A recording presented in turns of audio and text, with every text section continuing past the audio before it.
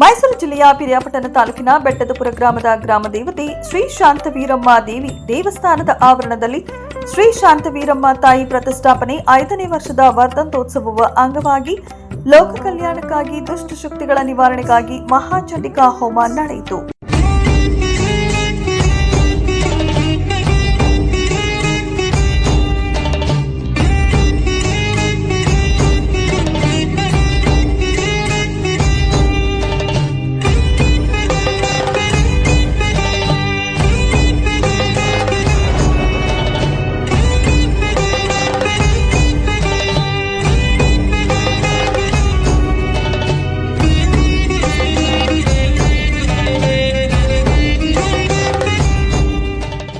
ಶೃಂಗೇರಿ ಶಂಕರ ಮಠದ ಶ್ರೀ ಕಳಸೇಶ್ವರ ಭಟ್ಟರ ಆಚಾರತ್ವ ಮತ್ತು ಋತ್ವಿಕ್ ವೃಂದದವರಿಂದ ಚಂಡಿಕಾ ಹೋಮ ಪೂಜೆಯು ಶ್ರದ್ಧಾಭಕ್ತಿಯಿಂದ ನೆರವೇರಿತು.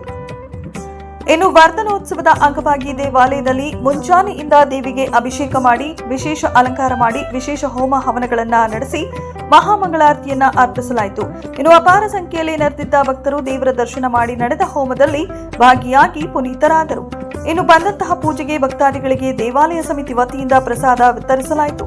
ನಂತರದಲ್ಲಿ ಶ್ರೀ ಶಾಂತವೀರಮ್ಮ ದೇವಾಲಯ ಸಮಿತಿ ಮುಖಂಡರಾದ ಪ್ರಭಾಶಂಕರ್ ಮಾತನಾಡಿ ಕಾರ್ಯಕ್ರಮದ ಬಗ್ಗೆ ವಿವರಿಸಿದರು.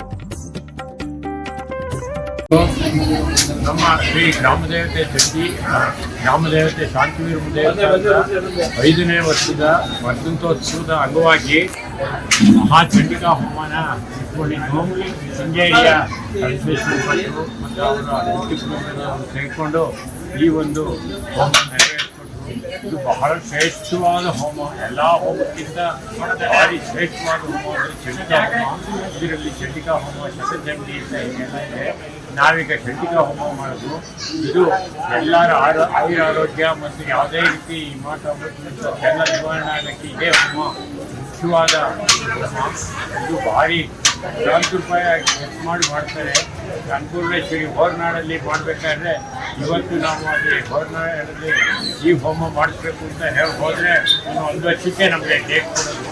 ನಮಗೆ ಇಲ್ಲಿ ನಾವೇ ಮಾಡೋದ್ರಿಂದ ತುಂಬ ಸುಲಭವಾಗಿ ಈ ಹೋಮನ ನಾವು ಮಾಡೋದು ತುಂಬ ಕ್ರಮವಾಗಿ ಇಲ್ಲಿ ಹೋಮ ನಡೆದಿದೆ.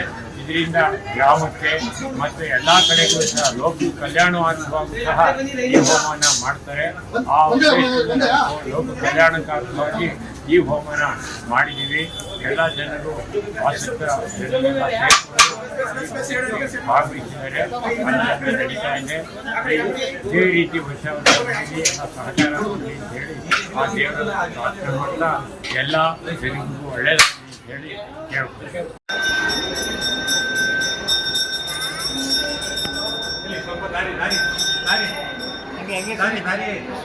ಸುಮ್ಮನೆ